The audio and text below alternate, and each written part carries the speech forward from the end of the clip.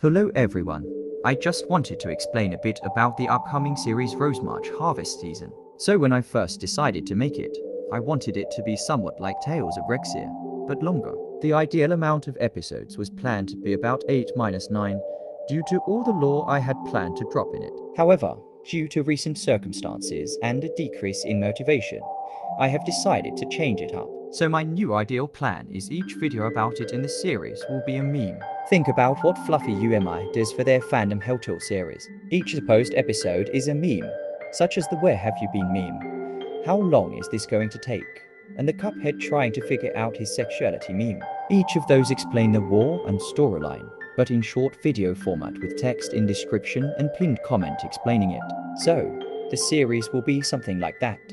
And yes, the grandma from the trailer will still die. She's the first one to kick the bucket. I have nothing else to say, so enjoy the rest of the speed paint. I love you all.